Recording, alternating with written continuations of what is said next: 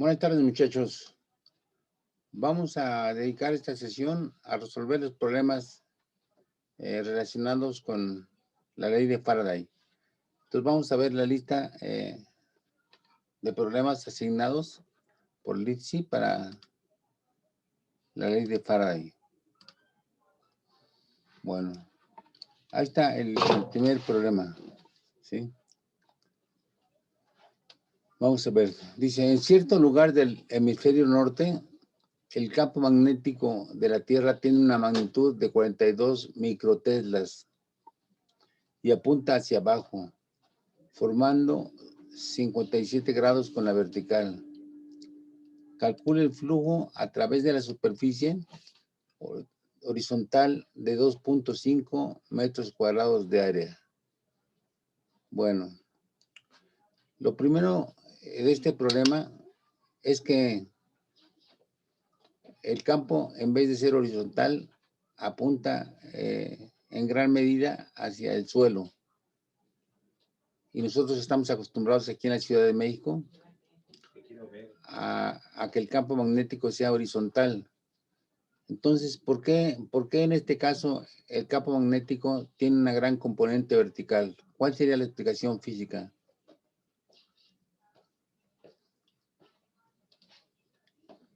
Fíjese, dice, tiene una magnitud de 42 microtelas y apunta hacia abajo, formando 57 grados con la vertical. O sea,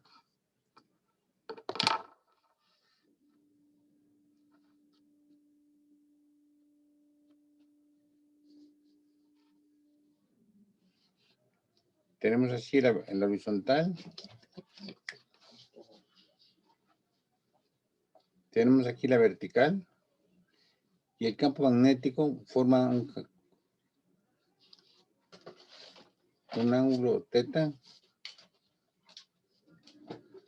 de 57.57 grados. Entonces, nos preguntan por el flujo. ¿Por qué esta situación de que el campo magnético apunte de una forma tan marcada hacia abajo? En vez de como lo hace usualmente, por ejemplo, en la Ciudad de México, que prácticamente el campo magnético es así.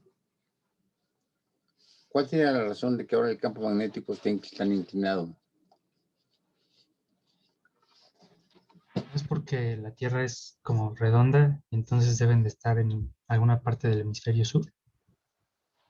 Sí, en efecto, o sea, como la Tierra es prácticamente redonda y además la distribución del campo magnético es de este estilo. Aquí tenemos el norte, aquí tenemos el sur. Salen las líneas del campo magnético y entonces se dan cuenta cerca de los polos, y dice que estamos en el hemisferio norte, cerca de los polos, pues el campo magnético tiende a ser vertical, ¿sí? En este caso no estamos exactamente en el polo norte, sino que estamos en una parte de por aquí. Pero ya en este punto, ya el campo magnético empieza a tener cierta declinación.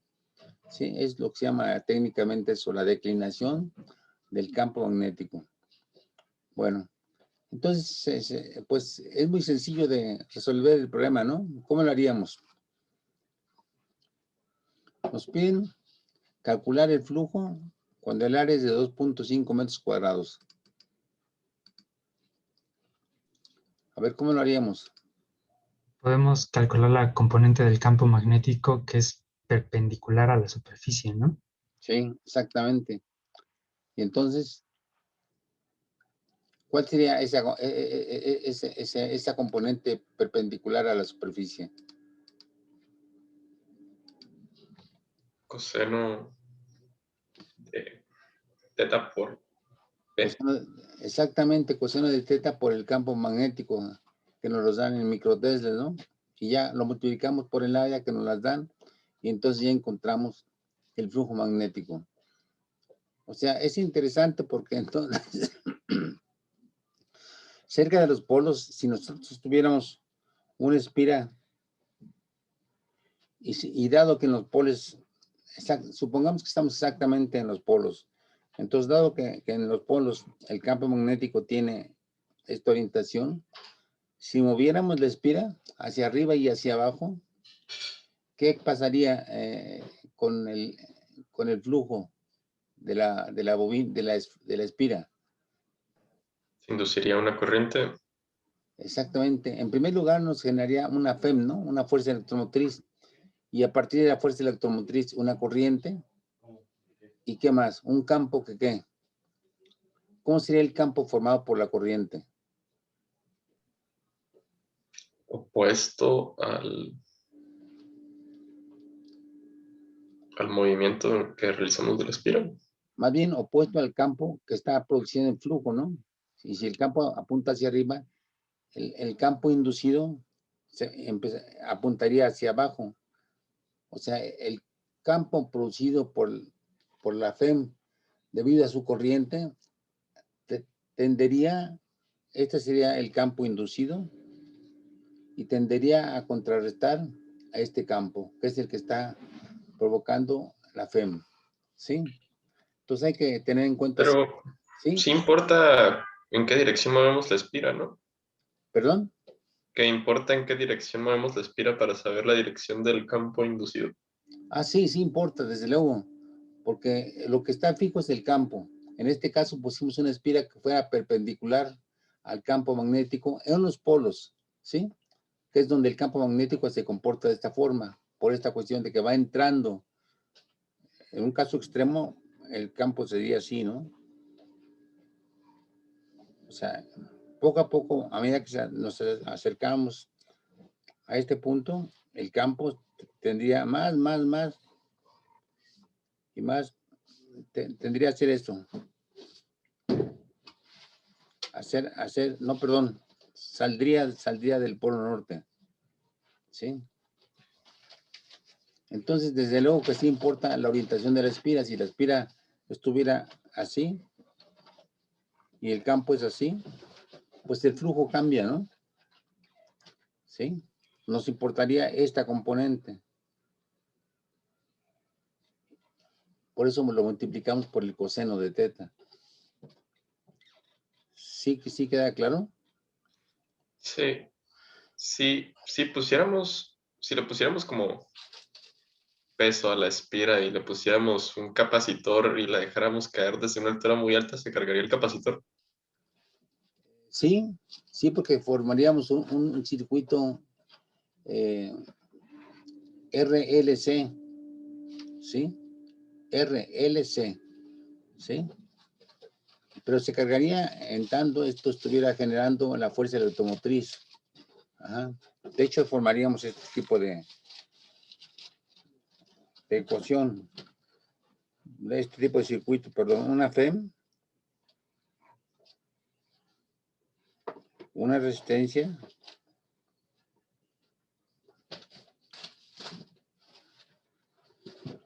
bueno, la FEM es producida por y un condensador. Entonces, ese sería el circuito equivalente. La FEM está activa en tanto estamos variando el flujo. Entonces, la fuerza electromotriz hace pasar corriente necesariamente, y esta corriente pues va dirigida hacia el condensador, lo carga en la medida en que la FEM se mantiene activa. Una vez que detengamos a la espira, pues ya empieza a descargarse el condensador a través de la resistencia y a través de la espira que generó la fuerza electromotriz. ¿Sí queda claro o seguimos discutiendo esto? Sí, queda claro. Sí. Bueno, algo interesante es que en algunos países se está aprovechando que el campo magnético es gratis, el campo magnético de la Tierra es gratis. Entonces están ensayando formas de producir fuerza electromotriz a través del movimiento de espiras, ¿sí? Las hacen mover a gran velocidad y con eso están generando una fuerza electromotriz. Esta es una de tantas más de las búsquedas de de energías alternativas. Aprovechar el campo magnético para extraer la energía a través de espiras que se están moviendo. Pero son espiras gigantescas, desde luego, ¿no? Sí. Bueno, ok. Pasamos al problema 2.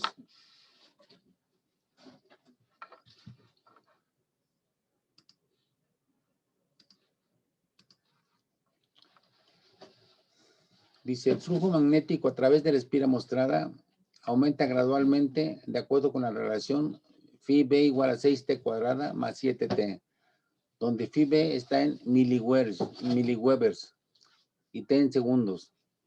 ¿Cuál es el valor absoluto de la FEM inducida en la espira cuando t igual a 2 segundos? ¿Cuál es la dirección de la corriente que pasa por la resistencia? Vamos a ver.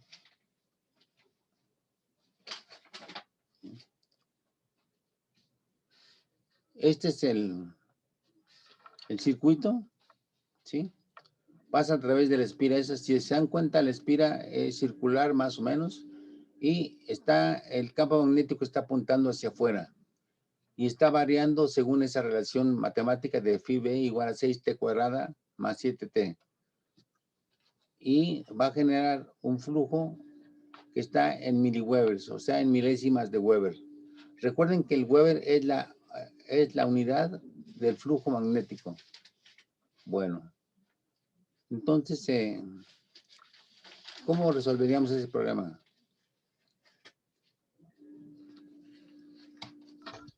Pues primero podemos utilizar la ley de Faraday, que nos dice que la fuerza electromotriz es igual a la derivada del flujo magnético con respecto del tiempo. Ajá, ok. Entonces, la ley de Faraday dice que la fuerza electromotriz es menos d phi b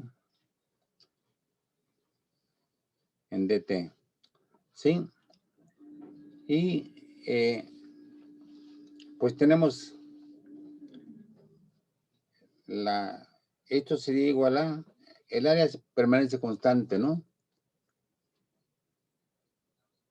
No, de hecho nos dan el flujo magnético ya directamente, ya considerando el producto del campo por el área, y entonces ya ese producto es 6t cuadrada más 7t.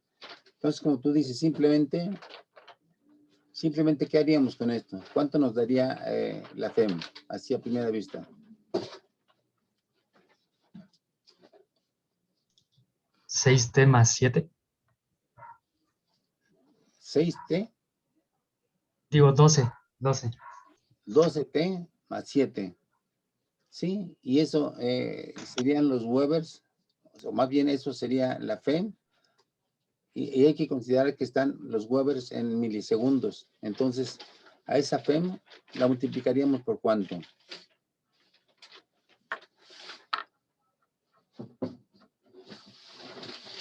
O sea, si derivamos directamente eso, vamos a tomar a encontrar miliwebers, o sea, Webers por 10 a la menos 3. Entonces, el resultado, pues hay que tomar en cuenta que son milésimas de Weber. O sea, es todo, es el único detalle, ¿no? Sí. Ahora dice, ¿cuál es el valor absoluto de la FEM inducida en la espira cuando t igual a 2 segundos? Pues hay que encontrar la relación, ¿no? ¿Qué haríamos para eso? Primero encontramos la FEM. La FEM, como dice su compañero, sería 12t más 7.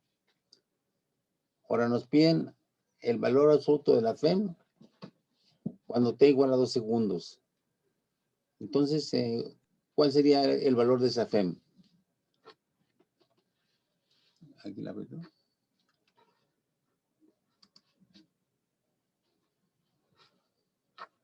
31 Webers por segundo. A ver, vamos a ver. Es menos 12t más 7. ¿Sí? Y esto hay que... ¿Cuál sería la única variable entonces? Porque nos pide cuando t igual a 2 segundos. ¿Sí? Entonces, ¿cuál sería la FEM?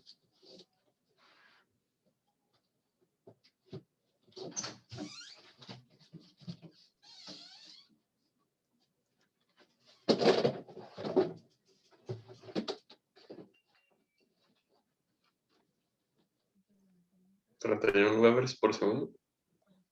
¿Cuánto, perdón? 31 menos 31 Webers por segundo. Sí, Weber sobre segundo, sí. Pero eso, los Weber sobre segundo, eso es lo que nos da la FEM, ¿no? Entonces serían volts, ¿sí?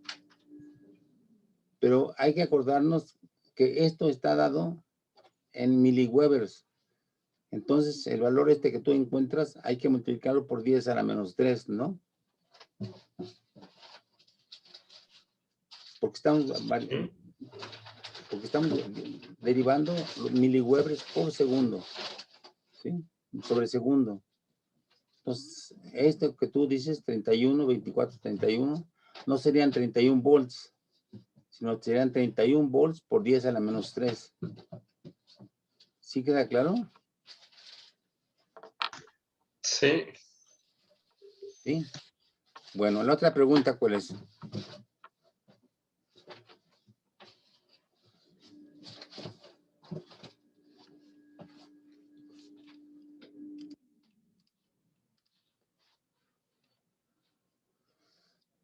Dice, ¿cuál es la dirección de la corriente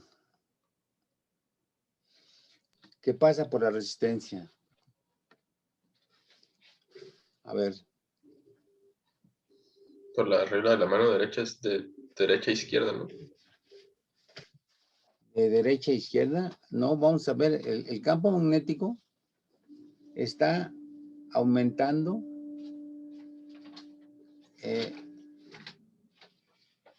vamos a ver.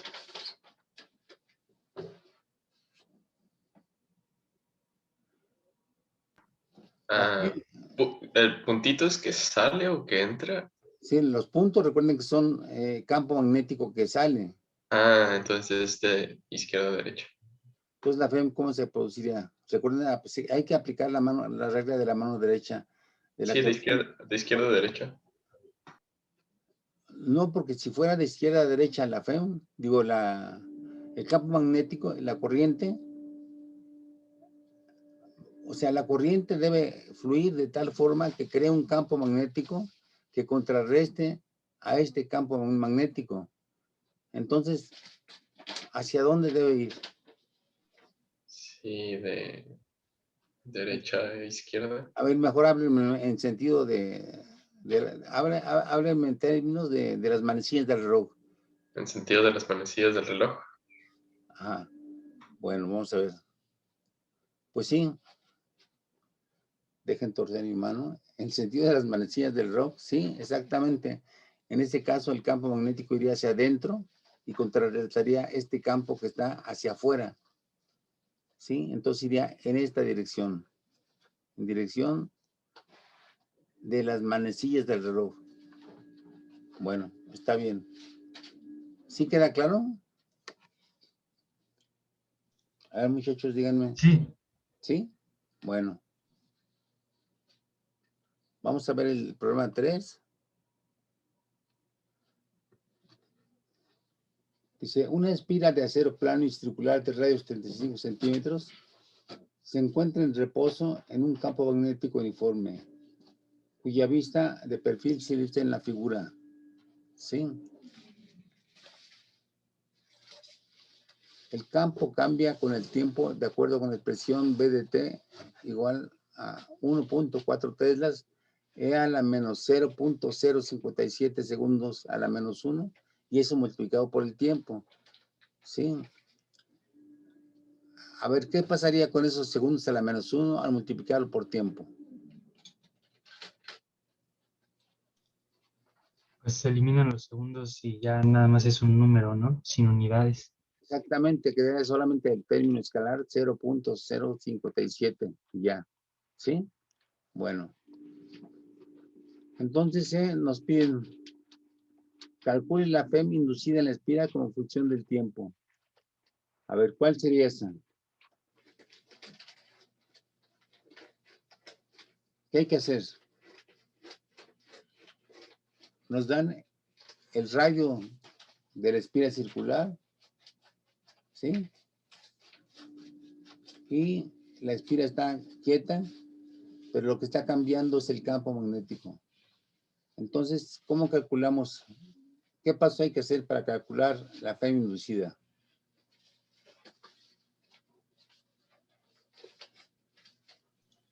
Pues primero calculamos el flujo magnético. Ok, o sea, ¿qué hacemos entonces? Y pues ya después de eso también lo derivamos con respecto al tiempo. Ajá, sí, pero hay que calcular primero el flujo magnético, como tú dijiste, ¿no? Entonces, ¿qué operaciones hay que hacer? Pues sacamos igual que que el primer ejercicio, la componente que sería perpendicular a a nuestra área. Ok, entonces calculamos la componente que sería ¿cuánto? El campo magnético por ¿cuánto? Seno de 60. Por el seno de 60, ¿sí? Ok, ese será el campo que nos interesa. Y luego, ¿qué hacemos con ese campo para sacar el flujo?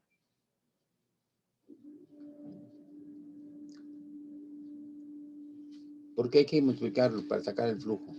Por pi por el radio al cuadrado. Sí, exactamente pi por 0.75 al cuadrado. ¿Sí? Eso nos daría el área por el área y eso hay que multiplicarlo para la componente del campo. Bueno, y entonces ya que tenemos el flujo, ¿ahora qué hacemos?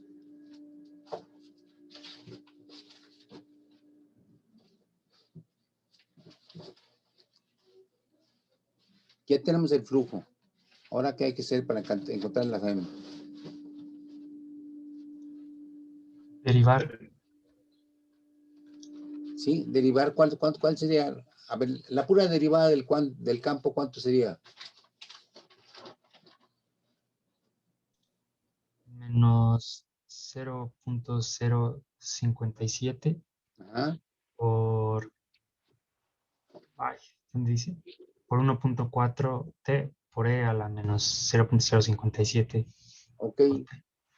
ok, eso sería la derivada del campo, la multiplicamos por el área que señaló su compañero y ya de esa forma obtenemos la forma general del flujo, ¿no? Digo, de la fuerza electromotriz, ¿sí? Ahora, lo que nos pide ya es muy sencillo. ¿Cuál es la FEM inducida en el tiempo de 1/10 de su valor inicial? Pues ya, entonces, ¿en qué momento tendríamos el valor inicial de la FEM?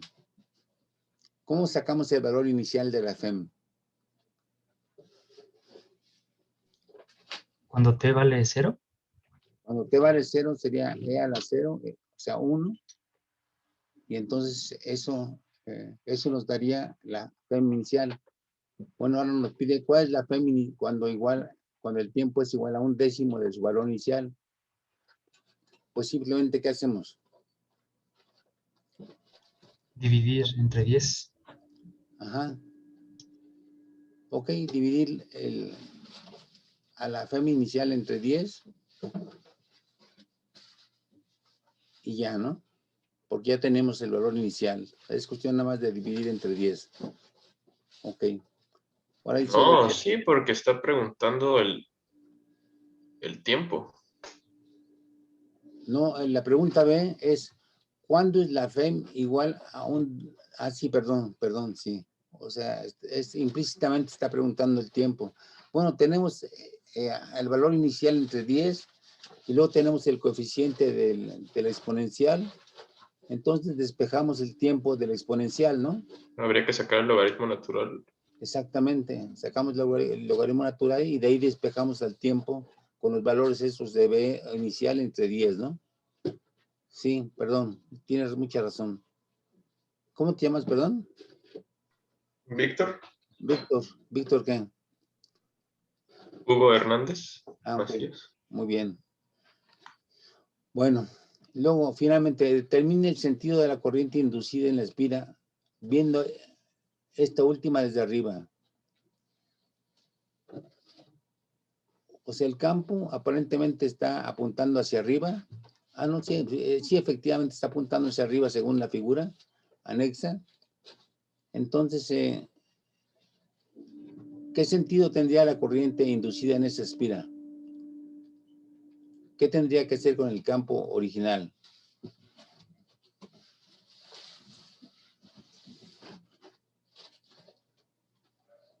A ver, la primera pregunta. El campo original, que es función del tiempo, ¿sí? Tiende a quedarse quieto, a disminuir o a aumentar.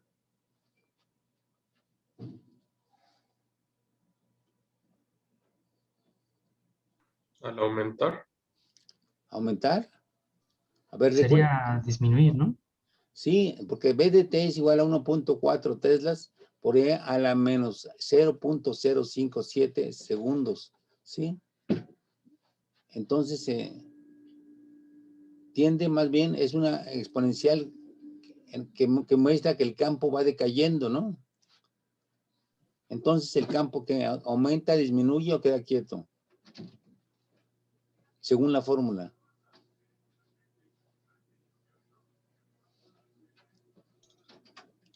Disminuye. Y tiende a disminuir. Entonces, ¿qué haría? ¿Qué tipo de corriente se generaría? Vista desde arriba.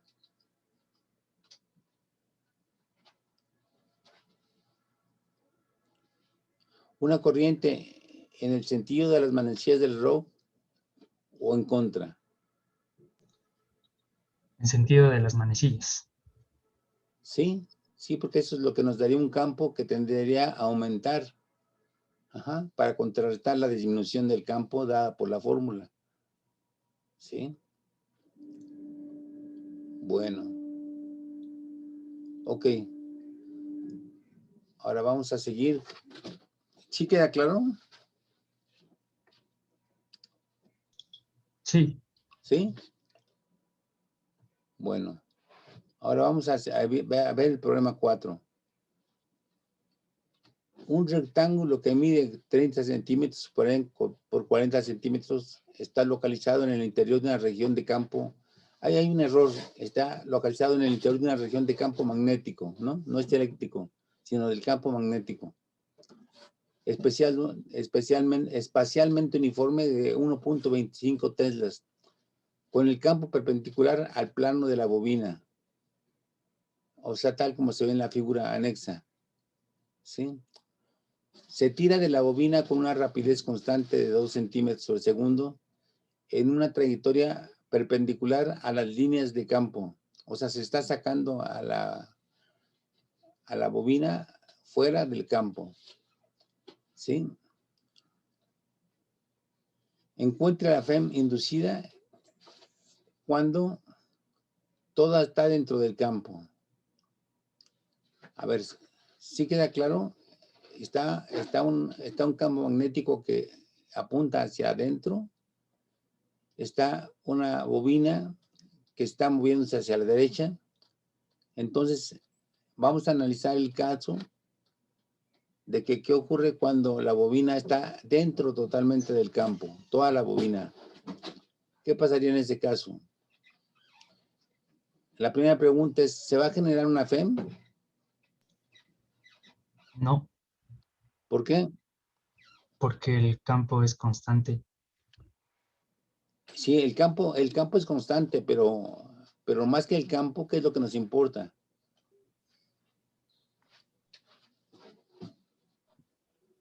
O sea, sí nos importa que el campo sea constante, pero en este caso, pues realmente... La variación del campo a través de la superficie, pero la superficie es perpendicular al... No, el movimiento de la superficie está siendo perpendicular al campo magnético, sí. Sí, claro, es perpendicular, pero vamos a pensar en términos sencillos, como lo dice la ley de Faraday. Dice, es la variación del flujo lo que nos produce la FEM. En este caso, el campo magnético, el flujo sería el campo magnético por el área, ¿no? ¿Están de acuerdo? ¿Qué es el flujo magnético? B por A, Ah, sí. ¿sí? Entonces, el campo cambia al estar dentro del campo. ¿Cambia? No es constante. Es constante. ¿Cambia el área al estar dentro del campo? No. A menos de que la espira se caliente al caer, ¿no? No, realmente no. Vamos a considerar que es constante el área. Entonces, el flujo es constante, por lo tanto, ¿cuál es la FEM? ¿Cuánto vale la FEM? Si el flujo es constante, cero. Cero, ¿no? Ahora, cuando está dentro del campo, o digo, cuando está parcialmente dentro del campo, eso ya lo analizamos en clase, que entonces sería el campo magnético por el área, pero por el área que está dentro del campo, ¿sí? Y al moverlo hacia la derecha, el área sería definida por la altura, que es 40 centímetros, y por la parte que está dentro del campo, que es X. Entonces, ¿qué haríamos con esa área? El área sería X por 40, o X por punto 4. Ese sería el área, que es la única que va a variar. Entonces, ¿cuál sería el flujo? A ver, échenle mano a sus cuadernos. ¿Cuál sería el flujo? De hecho, eso ya lo vimos en clase, pero a ver, recuérdenlo. ¿Cuál es el flujo cuando está parcialmente fuera?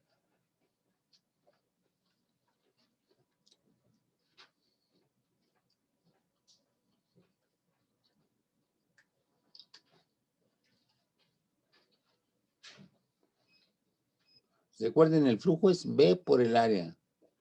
Ahora la pregunta es, ¿cuál es el área que está dentro del campo? X por los 40 centímetros. Ok, X por punto 4 metros, ¿no? Sí. Entonces, ahora, la derivada del flujo con respecto al tiempo, que es la que nos da la FEM, ¿cuál sería eso? A velocidad Ajá. por... um,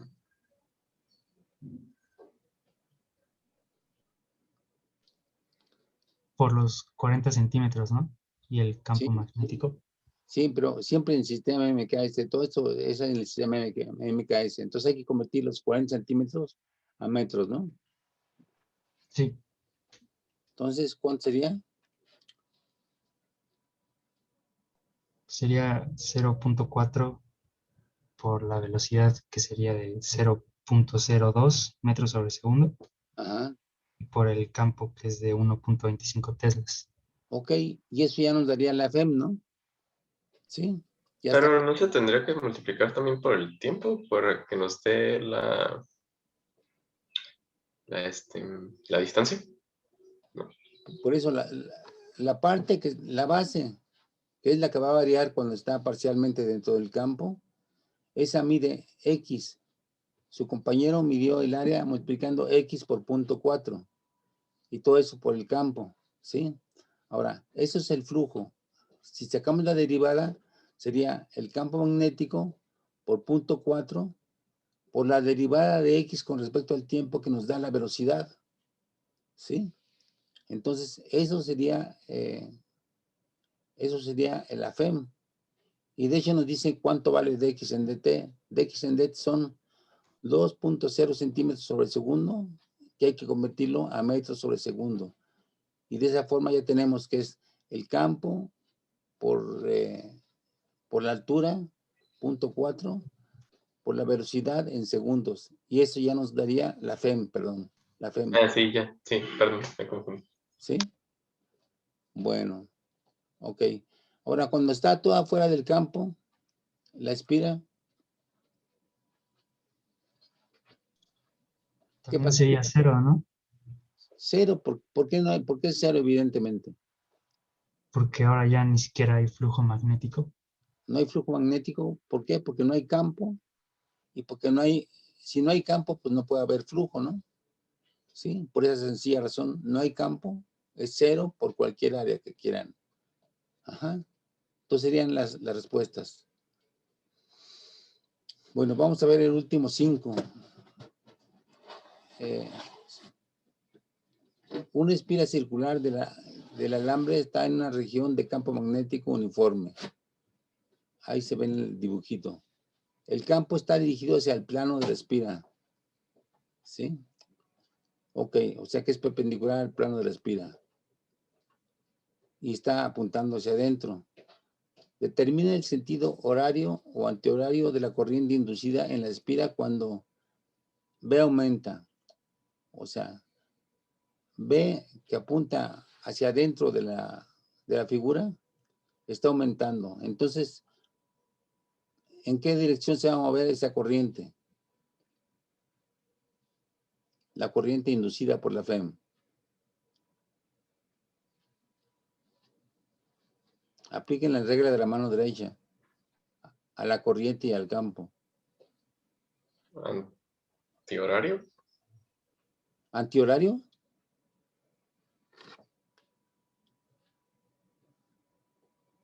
A ver.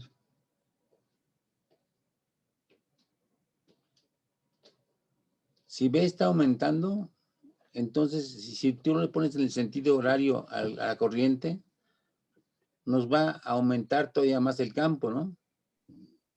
Sí, dije antihorario, creo. Sí, pero se supone que... ¿Qué dijiste, antihorario o horario? ¿Antihorario? Ah, sí, exactamente, sí es antihorario, porque en ese caso tiende a contrarrestar el aumento del campo magnético. Cuando B disminuye, pues, ¿qué ocurre en ese caso?